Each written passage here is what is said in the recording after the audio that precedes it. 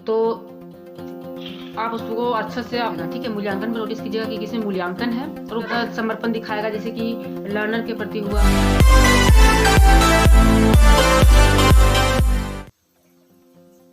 Hello everyone, welcome back to our YouTube channel. How are you all? I hope you all are doing good. I am also good.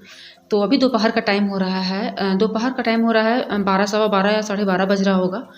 तो मेरा सारा काम complete हो चुका है और मैं अभी पढ़ने बैठी हूँ। बेबी को सुला के ही बैठी हूँ पढ़ने। तो बहुत ज़्यादा थकावट फील हो रहा था, तो लग रहा था कि नहीं पढ़ पाऊँगी, बट मेरे पास उसके अलावा कोई दूसरा ऑप्शन नहीं था, क्योंकि अगर मैं इस टाइम नहीं पढ़ पाऊँगी तो फिर शायद मैं दिन में नहीं पढ़ पाऊँगी।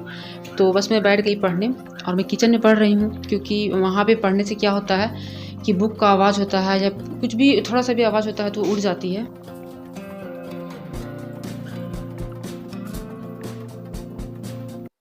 Of learning as learning.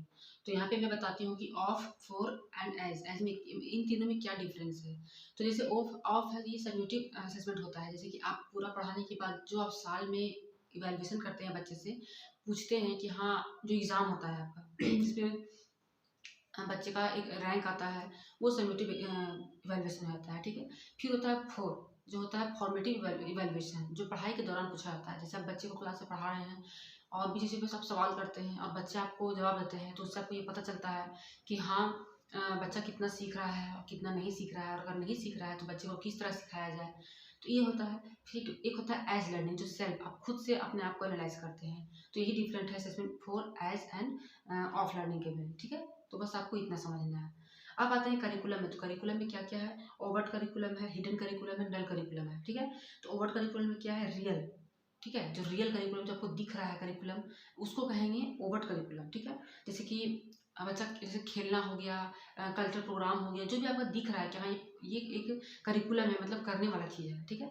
एक आता है हिडन, सिचुएशन बेस्ड, मतलब जैसे कि सपोज दैट कि आप हिडन, वो नहीं दिख रहा है, ठीक है। आपको उसको क्लास में प्रेजेंट करना है, उसका मतलब कहीं इंक्लूड नहीं किया गया है कि आपको ये प्रोग्राम करवाना है। जैसे सिचुएशन बेस्ड, अगर आप बच्चे को पढ़ा रहे हैं और पता चला कि महात्मा गांधी से ये चैप्टर है, तो आप उसी के अनुसार से करिकुलम क्लास में डिजाइन कर देते हैं, तो वो हिडन करिकुलम हो गया। फिर एक आता है नल करिकुलम, मोरल स्पीक, किसी के बारे में अच्छा बोलना, तो वो भी एक करिकुलम पे ही इंक्लूड होता है। तो ये सब करिकुलम के अंदर आते हैं, ठीक है। यहाँ क्लियर हो गया? तो इस तरह से भी आप पढ़ सकते हैं। ज़्यादा नहीं आपको कहानी पढ़ना है, बस थोड़ा थोड़ा पॉइंट जानिए कि किसमें क्या होता है, किसका क्या मीनिंग है। अब आता है टाइप्स ऑफ इंस्ट्रक्शनल प्लान, जिसमें आपको ईयरली प्लान पढ़ने के लिए बोला गया है, मंथली प्लान पढ़ने के लिए बोला गया है, वीकली प्लान और डे प्लान। तो आपको जैसे ईयरली प्लान है, जिसमें आपको मान लीजिए कि आपको 5 से लेकर मार्च तक आपको क्या पढ़ाना है स्कूल में, आपके पास एक ये रिकॉर्ड होता है। फिर आता है मंथली प्लान में, कि आपको मार्च में आपको क्या पढ़ाना है स्कूल में, या फरवरी में आपको क्या पढ़ाना है, एक महीने में आपको क्या पढ़ाना है स्कूल में, ठीक है। फिर आता है वीकली प्लान, कि 1 वीक में आपको कितना चैप्टर कंप्लीट करना है, कौन कौन से चैप्टर को पढ़ाना है। और डे में है कि आपको आज क्या पढ़ाना है। ये आपका क्लियर हो गया? तो इसके लिए आपको कहीं भटकना नहीं है, बस थोड़ा बहुत मैं हिंट्स कर देती हूँ, अगर आपको समझ में आता है तो ठीक है, कंटिन्यू करूँगा, अदरवाइज फिर मेरा भी थोड़ा टाइम बहुत इंपॉर्टेंट है। अब आता है लेसन प्लान। लेसन प्लान जैसे आपका है कि आपका लेसन प्लान में क्या क्या इंपॉर्टेंट है, ठीक है। जैसे कि आपका आता है प्री एक्टिव फेज, जैसे आप पढ़ाने जा रहे हैं, सपोज दैट कि आप स्कूल में पढ़ाने जा रहे हैं, तो उससे पहले का जो फेज होता है वो बहुत इंपॉर्टेंट होता है, ठीक है। कि आपको क्या क्या प्रिपेयर करके जाना है, बच्चे को कैसे पूछिएगा सवाल। जैसे कि आप नॉन पढ़ाने जा रहे हैं, तो नॉन ऐसा आपको डिजाइन करना है कि बच्चे से पहले पूछना है कि नॉन वो जानते हैं, नॉन की परिभाषा जानते हैं, टाइप जानते हैं, और जहाँ बच्चे अटकते हैं वहीं से आपको स्टार्ट करना है पढ़ाई करना, पढ़ाना। ये होता है लेसन प्लान, ठीक है। अब आता है इसमें इंटरैक्टिव। पढ़ाई के दौरान आपको क्या डिज़ाइन करना है, कैसे सवाल करना है, कैसे बच्चे को इंगेज करना है, कैसे आपको टीचिंग स्किल यूज करना है, कैसे आपको टीचिंग मेथड यूज करना है, ये सब होता है ड्यूरिंग, ठीक है, मतलब पढ़ाने के दौरान। अब आता है पोस्ट एक्टिव प्लान। तो अब जब पढ़ा लिए उसके बाद आपको वही इवैल्यूएशन हो गया। इवैल्यूएशन में आपका पूछना है जो भी आप पढ़ाए हैं, तो बच्चा कितना जवाब दे रहा है, कितना अच्छे से लिख रहा है, कितना ध्यान से सुन रहा है, कितना आपको रिस्पॉन्ड कर रहा है। दीज आर मोस्ट इम्पोर्टेंट, ठीक है। अब ये ज़्यादातर सवाल आएगा कि आप जब बीएड करते हैं तो आप कौन सा लेसन प्लान को आप फॉलो करते हैं। तो हर्बर्ट जो होते हैं, उनके लेसन प्लान को हम लोग फॉलो करते हैं, इस बात को याद रखिएगा, ठीक है। तो उनका क्या है, वो पहले क्या करते हैं, पहले प्रिपरेशन करना है, आपको तैयारी करना है पहले, ठीक है।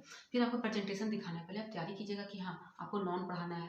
तो नॉन को आप कैसे डिजाइन कीजिएगा कि बच्चे को, मतलब बच्चे इंटरेस्ट है आपसे पढ़ने में। नॉन तो बहुत लोग से पढ़े होंगे, बहुत टीचर से, लेकिन आप ऐसा क्या पढ़ाइएगा कि बच्चे उसमें इंटरेस्ट लें, ठीक है। अब आता है एसोसिएशन। ठीक है। आप उसको कैसे, आप उसको बच्चे को ऐसा माहौल बनाइएगा, कैसे उसको प्रोवाइड कीजिएगा, ठीक है। अब आता है जनरलाइजेशन, आप उसको कैसे, मतलब एक होता है ना कि नॉन पढ़ा रहे हैं तो बच्चे को एग्जाम्पल के थ्रू, टीचिंग मेथड के थ्रू, टीचिंग स्किल के थ्रू, बच्चे को ये नहीं कि आप बोर्ड में लिखा दें डेफिनेशन पढ़ के आना, ऐसा कुछ भी नहीं। उसको बच्चे को इतना इंगेज कीजिए कि बच्चा समझे और उस चीज़ को पढ़ते पढ़ते बच्चा सीख जाए। अब आता है एप्लीकेशन, अब उसको रियल लाइफ से उसको जोड़ देना है, ठीक है।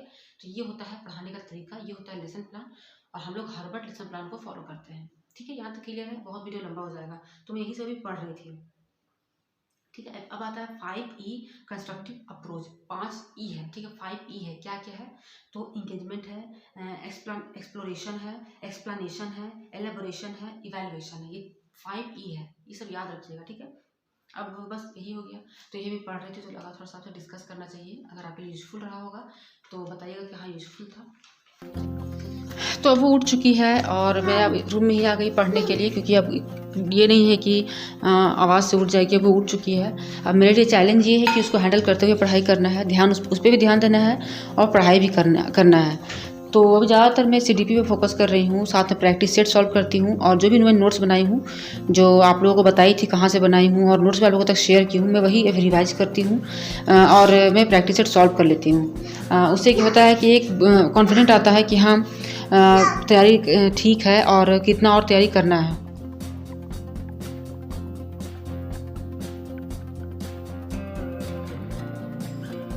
तो अगर आप इस चैनल पे पहली बार आए हों और आपका मेरा ब्लॉग अच्छा लग रहा है आपको देखने में, और आपको इससे मोटिवेशन मिल रहा है और कुछ रिलेट कर पाते हैं अपने लाइफ से, तो वीडियो को शेयर कीजिएगा और चैनल को सब्सक्राइब कर लीजिएगा ऐसे ही और वीडियो को देखने के लिए। आप लोगों का सपोर्ट मेरे लिए बहुत मायने रखता है, क्योंकि जब आप किसी पे उम्मीद करते हैं और आपको वो शख्स, वो इंसान जिस टाइम आपको ज़रूरत होता है उस टाइम आपका साथ नहीं देते हैं और आप अपने लिए स्टैंड लेते हो कि आपको कुछ लाइफ में करना है, तो उसके लिए फिर आपको लगता है कि हाँ कोई सपोर्ट करे। तो बस वही है कि मैं अपने लिए स्टैंड ली हूँ अपने लाइफ में कि मुझे कुछ करना है अपने लाइफ में।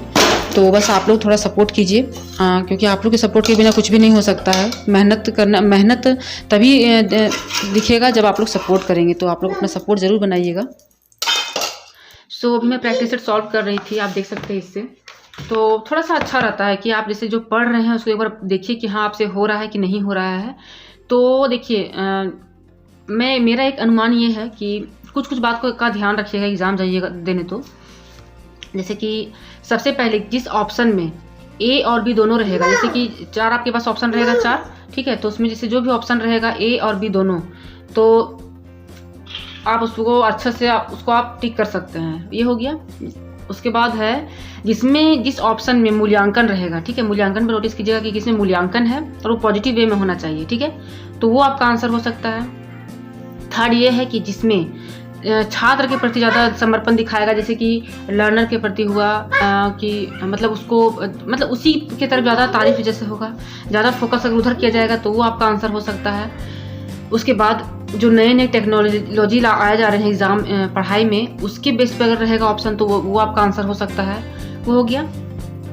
उसके बाद ये होगा कि बच्चे पे ज़्यादा फोकस किया जाएगा कि हाँ बच्चे को ऐसा माहौल देना चाहिए, बच्चे को ऐसा अनुशासन देना चाहिए, बच्चे की रुचि के अनुसार होना चाहिए, इंटरेस्ट के अनुसार होना चाहिए। पाठ्यक्रम पे ज़्यादा बल दिया जाएगा तो पाठ्यक्रम उसका आंसर होगा। तो इस तरह से कुछ आप अपने मन में एक होता है कि एक चीज़ को आप रख लीजिए कि हाँ ये पर नोटिस करना है आपको, क्योंकि जो भी मैं एग्ज़ाम दी हूँ आज तक तो इससे इतना मतलब एक अंदर से आ चुका है कि हाँ इस तरह से पढ़ा जाता है, ठीक है। तो वही मैं आपको सोची कि मैं बता दूँ। मैं सोच रही थी कि बताऊँ या ना बताऊँ, बट मुझे लगा कि नहीं बताना चाहिए। हो सकता है इससे कुछ लोगों को फ़ायदा हो, कुछ लोगों को इससे हेल्प हो। तो बस यही पर्पज़ से मैं आपको बता रही थी, ठीक है। तो बस इस ब्लॉग को मैं यहीं पे एंड करती हूँ। मिलूंगी नए ब्लॉग के साथ। बताइएगा वीडियो कैसा लगा, और चैनल पहली बार आए होंगे तो चैनल को सब्सक्राइब किए बिना मत जाइएगा, वीडियो को लाइक कीजिएगा और शेयर कीजिएगा।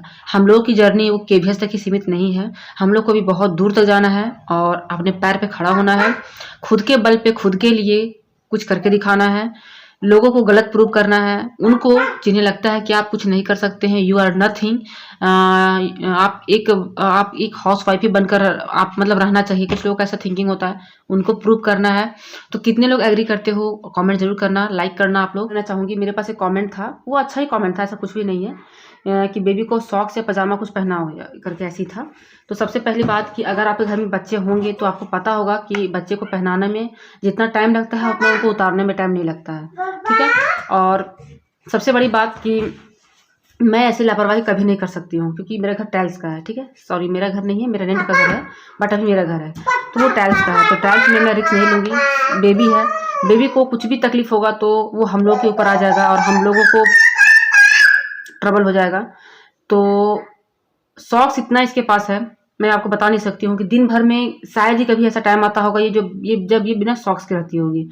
मतलब हमेशा इसके पैर में सॉक्स रहता है, सुसु की पॉटी की सॉक्स गीला हो जाता है। मैं इसको हमेशा सॉक्स में ही रखती हूँ क्योंकि स्लीपर या जूता नहीं पहनती है, ठीक है, खोल के तुरंत फेंक देती है। तो मैं सॉक्स पे ही प्रेफर करती हूँ रखने का।